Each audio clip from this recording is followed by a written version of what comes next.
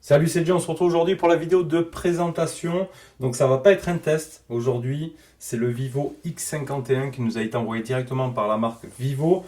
Si vous vous rappelez, donc le X51 était le modèle sorti pour l'Europe et j'avais pu tester les modèles chinois qui étaient les Vivo X50, X50 Pro et X50 Pro Plus. Donc le X51 c'est l'équivalent de X50 Pro en Chine.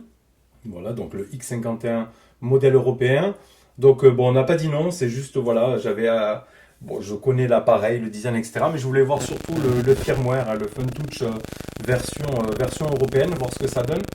Donc on va juste faire un petit balage, reprendre les caractéristiques, etc. Mais je ne vais pas refaire toute la partie photo. Vraiment, c'est le même que le X50 Pro. Donc ça ferait un petit doublon. Mais juste on va se faire comme ça un petit déballage, revoir un peu la prise en main et les caractéristiques de celui-ci. On retrouvait la même boîte, à part que là ici, on avait noté X51. Donc modèle ici 5G. Les infos aussi derrière.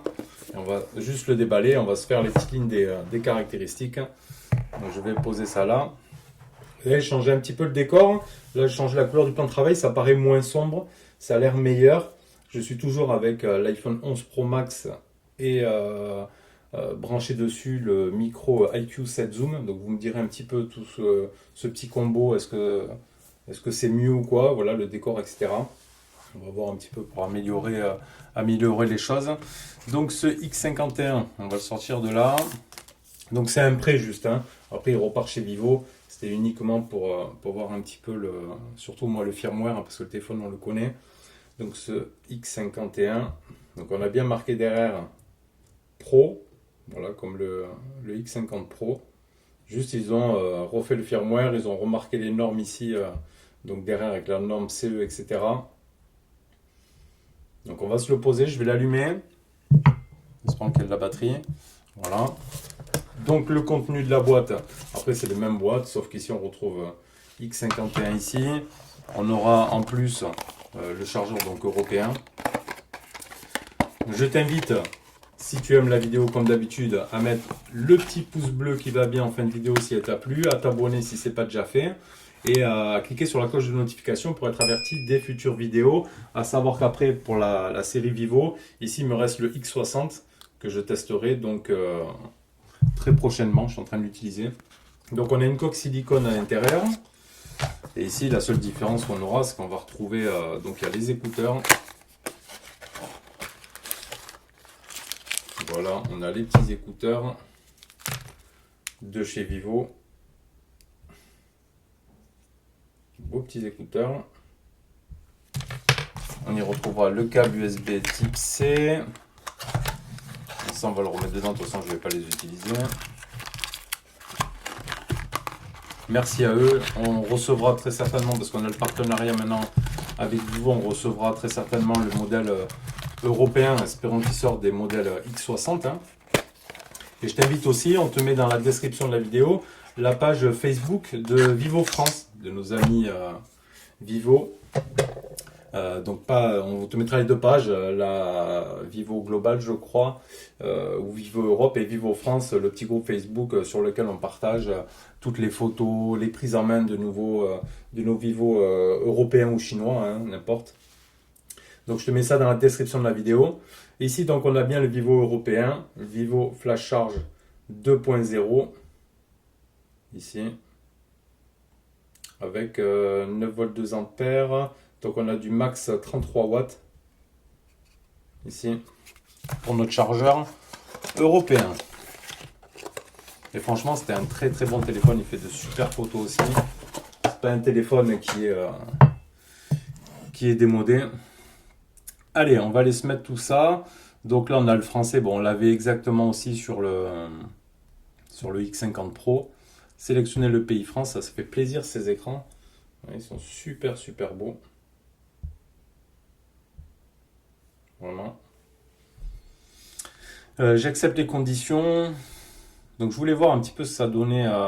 Bon, même si je préfère les ROM chinoises, malgré que ce soit un petit peu compliqué pour les notifications, mais c'est plus personnalisable Et on n'aura pas aussi cette nouvelle interface OriginOS sur les modèles français. Voilà, ce sera juste, les modèles européens, ce sera juste du FunTouch qui va se rapprocher plus de l'Android. Accepter. L'empreinte digitale, on peut se mettre l'empreinte. Option de verrouillage, schéma, juste pour voir un petit peu ce que ça donne. Voilà, ça va être un petit déballage un peu plus long que d'habitude.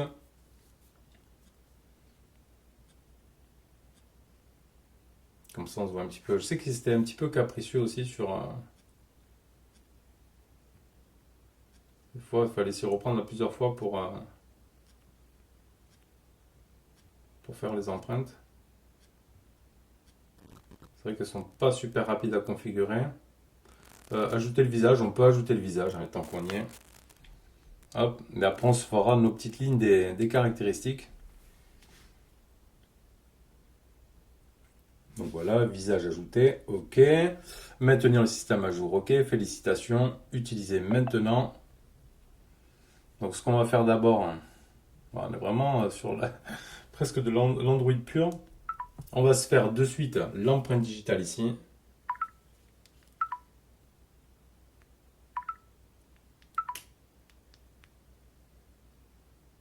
Donc là, il y a le glisser pour déverrouiller. On pourra mettre normalement, je pense, hein, sur ce modèle ici, le double tap. On verra si ça fonctionne aussi double tap. Est-ce qu'il est déjà? Il y a déjà double tap, mais il faut le lever. Et on pourra activer double tap pour déverrouiller directement normalement. Il ne devrait pas y avoir de souci là-dessus. Ah, ça fait bizarre de voir comme ça, tiroir d'apps et tout là, sur le Vivo. Donc là, voilà, on a les services Google, les Google Assistants, tous nos applications Google, Gmail, YouTube, etc. On a vraiment tout ce qu'il faut ici. Mais ça fait bizarre hein, quand on a pu tester de l'OriginOS, passer sur des ROM comme ça. Donc on est bien sur FunTouch OS 10 Global. Voilà comment ça s'appelle exactement. Mode ici automatique. On va aller voir, bon, on devra avoir du mode sombre, etc. Affichage ici, hop, mode sombre. Ok.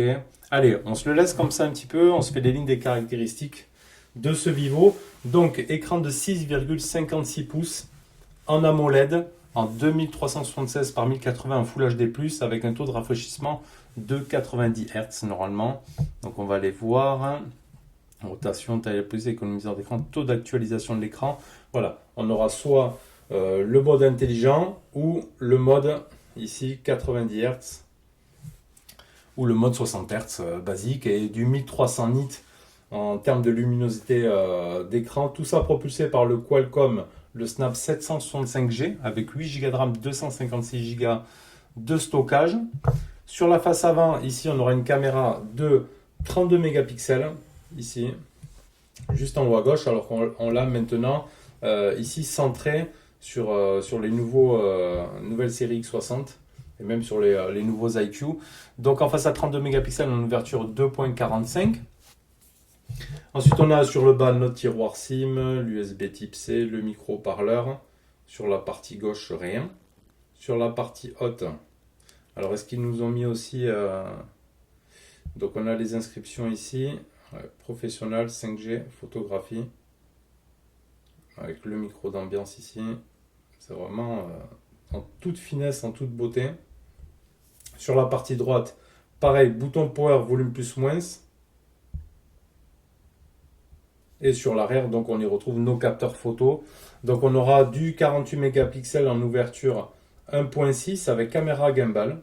Alors je le prononce mal, on me reprend souvent dans les commentaires, mais bon, je le dirai comme ça. Caméra gimbal en ouverture 1.6 avec une suspension double bille et 5 axes pour ce gimbal. Une autre de 13 mégapixels en ouverture 2.46 pour la partie portrait.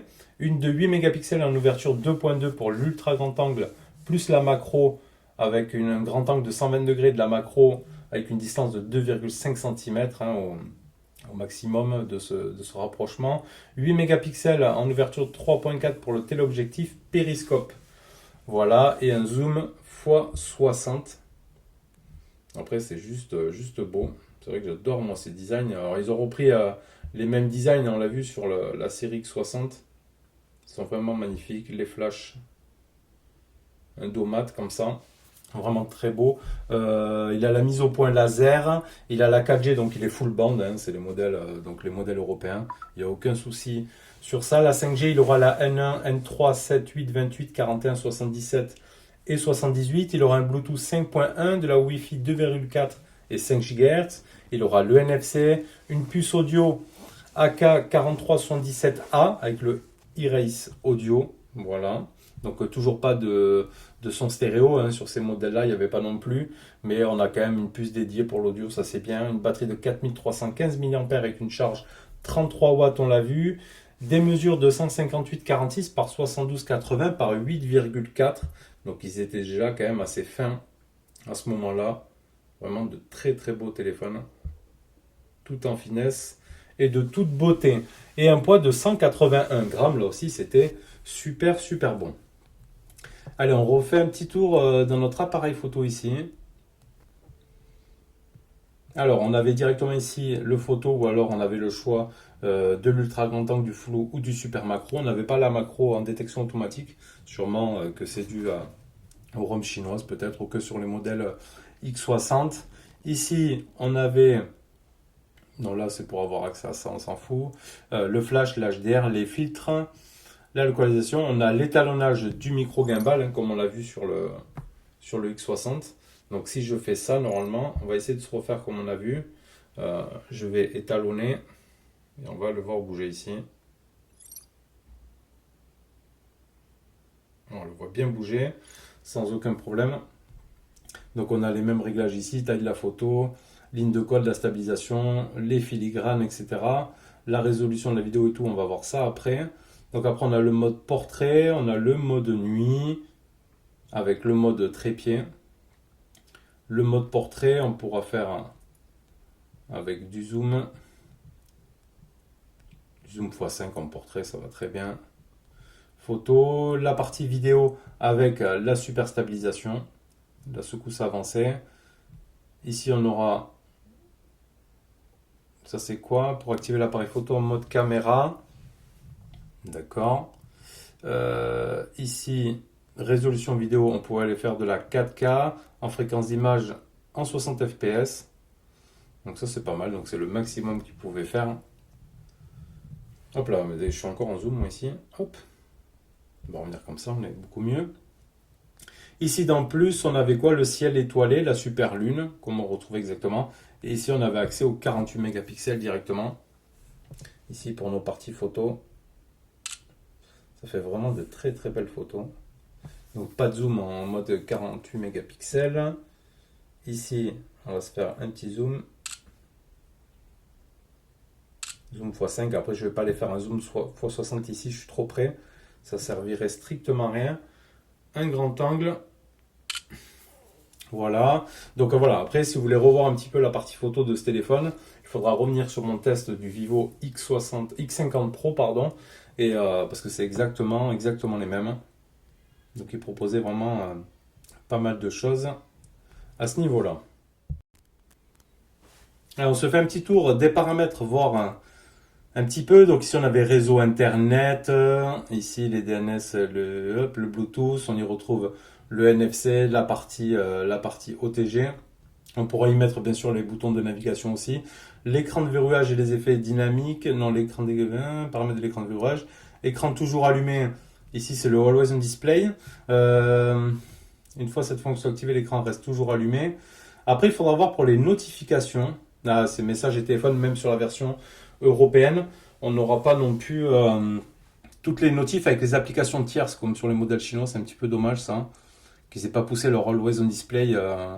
Qu'il n'ait pas un petit peu fait évoluer un petit peu. Effet dynamique, les animations de l'icône d'empreinte, effet lumineux d'ambiance, animation de reconnaissance d'empreinte.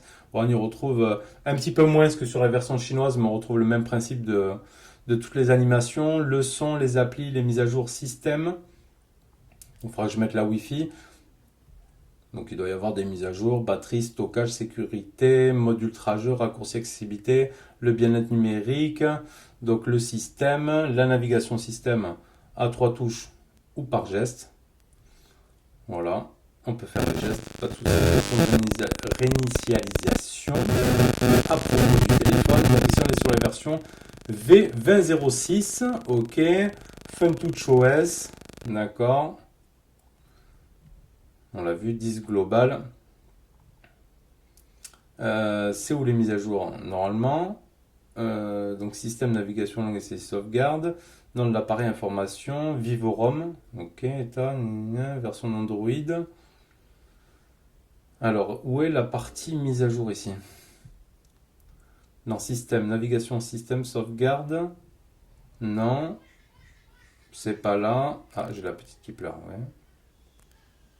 Ah, la mise à jour système, moi je suis passé dessus, mais j'ai pas la Wi-Fi d'activer. Hop.